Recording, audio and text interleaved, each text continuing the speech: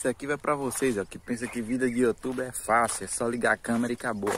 A gente está aqui, ó, no meio da roça. A gente está indo para um local aqui agora para fazer essa gravação dessa história. Para ter um local bonito, agradável para vocês, né, estar assistindo aí agora no conforto de sua casa. Né? A vida de YouTube não é só ligar a câmera e acabou não, e gravar e acabou não. Coisa difícil, dá trabalho, entendeu? Tem gasto, tem tudo isso. Então, veja aí, ó, a gente está aqui no meio do mato, ó.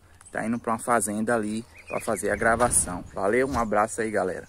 Hoje iremos te contar uma história sobre o frango sem cabeça. Eu acho que vocês já devem ter ouvido muitas fábulas, né, sobre a mula sem cabeça, né? Quem era pequeno aí, naquele tempo antigo, né, os mais velhos sempre contavam essa fábula, mas hoje essa história que vocês vão ouvir é uma história real e se passou ali nos Estados Unidos. Não é fábula, é uma coisa que realmente aconteceu e eu vou trazer aqui para vocês. Coloquei alguns stories e o pessoal me pediu para estar aí contando essa história que achou bastante interessante, né? Isso aí do frango sem cabeça.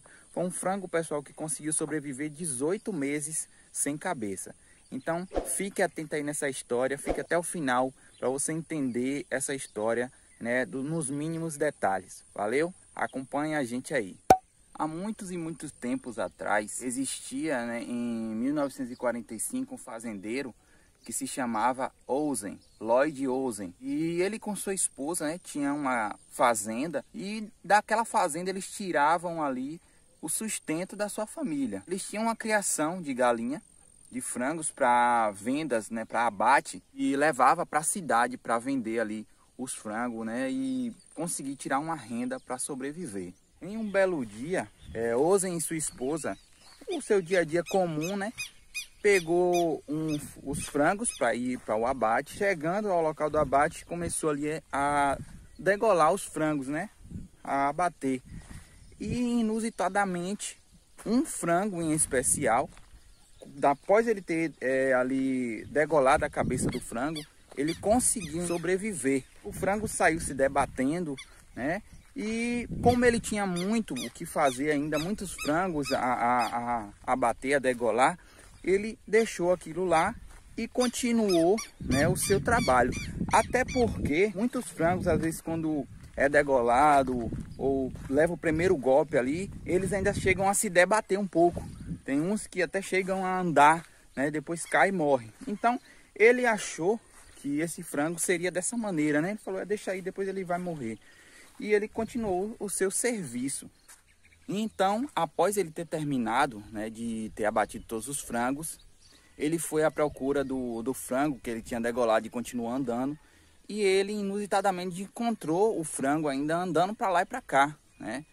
E aí ele pegou esse frango, colocou no bagageiro da sua carroça, que nesse tempo foi em 1945, o pessoal ainda usava bastante ainda a carroça, né, para estar fazendo o seu transporte aí. Então ele botou no bagageiro da carroça o frango sem cabeça, que ainda estava vivo, junto com os outros, né, que estavam abatidos para levar para a venda da carne na cidade. E aí foi. E chegando lá, né, ele começou a fazer apostas, né, com o povo que tinha um frango decapitado e ainda vivo na bagagem da sua carroça. E aí o pessoal não acreditava, ele fazia aposta, né, para ter bebidas, né, e outras coisas também. Ele apostava e ia lá, mostrava o frango vivo ainda sem a cabeça. Mas passou-se o tempo, né, as horas ali, e ele volta para casa, coloca o frango na caixa, né, e após ele chegar em casa, ele pegou esse frango, né, guardou, botou na caixa, como ele já estava na caixa, botou em um quarto separado e deixou o frango lá e foi dormir, achando ele, né, que no dia seguinte ele ia achar o frango já morto, e o frango não ia ter essa capacidade de no próximo dia ainda estar vivo. E aí amanheceu o dia, ele foi correndo na caixa lá ver se achava, se o frango ainda estava vivo, e chegando lá, o frango inusitadamente ainda estava vivo, como se nada tivesse acontecido. E aí agora daí em diante começou-se a se espalhar bastante essa história e pegar mais fama, né? Porque o frango ali já tinha sido decapitado mais de 24 horas e o frango ainda continuava vivo. Então isso aí, né, causa bastante impacto. Então começaram a surgir aí os boatos muito grandes e o jornal do local chamou ele para dar uma entrevista. Após dessa entrevista que o jornal chamou ele aí para fazer, né, começaram a vir mais pessoas de outras cidades para fazer, né, entrevistas com ele, para chamar para ele fazer apresentações desse frango sem cabeça. E então, passado 2 semanas, veio uma pessoa de outra cidade, 500 quilômetros, bem longe, né, do local que ele vivia com frango, e convidou ele para fazer apresentações desse frango. Era um produtor, né, que tinha aí de apresentações, e ele veio e chamou o Ozen para fazer a apresentação desse frango, né, e aí ganhar um pouco de dinheiro com isso. Eles iam dividir o lucro, né, que eles ganhassem. E aí o Ozen, como ele tinha uma fazenda, ele tinha que dar conta ali de sua fazenda, né, tinha que manter o sustento de sua família, ele achou uma boa oportunidade e falou, tá certo, vamos lá, vamos fazer essa apresentação desse frango aí. E chegando, né, na Universidade de Utah, eles passaram primeiro pela Universidade de Utah para fazer alguns testes científicos, primeiro antes de apresentar o frango, né? Eu creio que supostamente eles queriam assim alguma coisa cientificamente comprovada para eles poderem até apresentar falando, né, alguma coisa. Então foi aí que os cientistas começaram lá a fazer pesquisa com esse frango, né? Chegaram também a relatos que chegaram a decapitar outros frangos da mesma maneira que Ozen tinha feito para ver se obtinha algum resultado, né? Fizeram isso aí, mas não obtiveram resultados nenhum.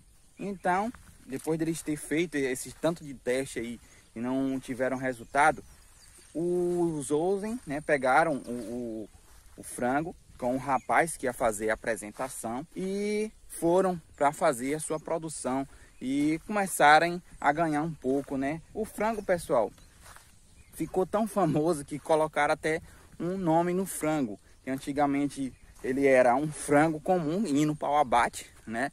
Mas depois da sua fama ele começou, até nome começou a ter, né? Que se chamava de Mike. Então ele começou a se apresentar em várias cidades, vários estados, conheceu muitos locais, e só que ele não podia ficar muito tempo nesses locais aí, apresentando o frango, porque ele tinha fazenda e na fazenda tinha plantações, e ele precisou aí estar retornando para a sua fazenda para fazer a colheita ali das suas plantações. Chegou a época, né? Então eles tinham que voltar. Então retornaram para a sua fazenda para fazer aí a sua colheita.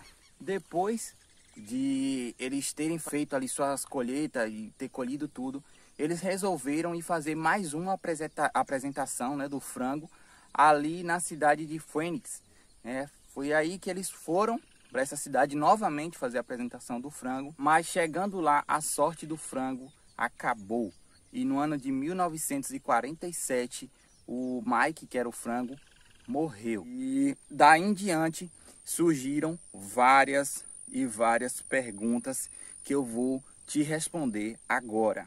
Aí você pode estar perguntando, mas Cial, como é que esse frango conseguiu sobreviver tanto tempo sem a cabeça? Especialistas falam que por esse motivo aí, não é nem o que espanta, porque dá para comprovar cientificamente que um frango consegue, né, viver. O que é que faz provar isso aí? Porque se fosse um ser humano, o ser humano, quando perde a cabeça, ele perde 100% o seu cérebro, não é isso? Mas com o frango é totalmente diferente. E conta relatos ali que o Ozen, quando deu ali a sua machadada, né, na cabeça do frango, ele levou apenas ali o bico, uma parte dos olhos do frango e uma orelha.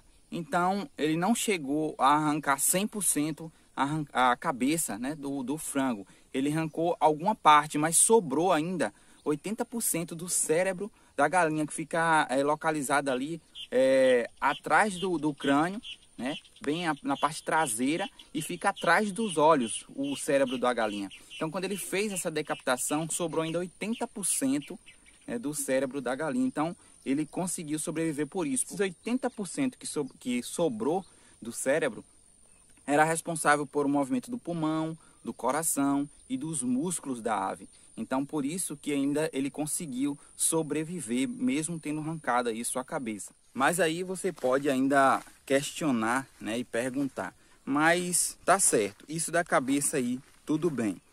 E como é que ele não conseguiu, como é que ele conseguiu sobreviver e não ficou sangrando até a morte?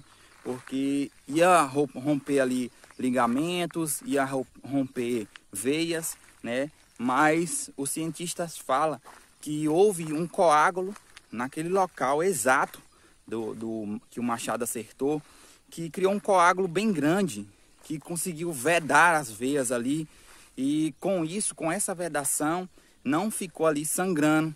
Mas aí vem outra dúvida, né, que você pode estar perguntando aí, mas me explique aí então como era que o Ozen fazia para alimentar ali aquele frango, porque ele não tinha bico, não tinha como se alimentar sozinho, não via nada, né, arrancou ali os olhos do animal. Como é que era feito isso aí? O Ozen, ele alimentava o animal com a comida líquida. Ele botava em um conta-gotas e ia ali jogando diretamente no esôfago do animal. Ele jogava com um conta-gotas e fazia a limpeza do muco, né, que ficava ali na garganta. Ele fazia a limpeza com uma seringa. Todos os dias ele era obrigado a fazer isso aí para que o frango, né, não morresse, porque senão ia morrer de fome, ia morrer, né, sufocado. Então ele tinha que fazer isso todos os dias. E foi assim que o frango conseguiu, né, sobreviver tanto tempo também. Aí você pode estar me perguntando, né, mas como é que o animal morreu realmente? Bom, em um certo dia, como eu falei na viagem de Fênix que ele foi fazer, né, ele esqueceu de fazer a limpeza do muco. Ele alimentou o animal, como eu falei, né, ele alimentava com conta-gotas, e então depois vinha e fazia a limpeza do muco que fica na garganta do animal. Né, como o animal não estava da maneira correta, né, de se estar, estava sem a cabeça, então ele não tinha como fazer essa limpeza naturalmente. Ele precisava sempre fazer a alimentação e a seguir já fazer a limpeza do muco, senão o animal ficava sufocado. Então foi isso que aconteceu. Ele alimentou nessa noite, mas esqueceu de fazer a limpeza. O animal se sufocou e pela madrugada ele viu uma zoada, né, no quarto e se levantou rapidamente com sua esposa e foi olhar o que estava acontecendo. Ele tentou procurar a seringa, mas não achou, e aí então o animal veio a óbito, não tendo mais o que fazer. Mas aí você pode estar me perguntando, né, e o que fizeram com o Mike, com o frango Mike depois de sua morte? Não relataram nada, os Ozen não quiseram falar o que foi que fizeram, se enterraram o frango, se empalharam o frango, se até mesmo eles comeram, que eu acho meio improvável isso. A gente fica aí sem saber o que foi que aconteceu realmente com esse frango Mike depois da sua morte. Usem aí a imaginação de vocês e comentem aqui o que vocês acham que os Ozen fizeram com o frango depois da sua morte. E quero encerrar mostrando aqui para vocês, né, que paisagem linda a gente tem aqui, ó. Os pescadores vêm ali embaixo, ó. Que local bonito, né? Já deixem o like nesse vídeo, comentem aqui e fiquem com Deus e até a próxima, se Deus quiser.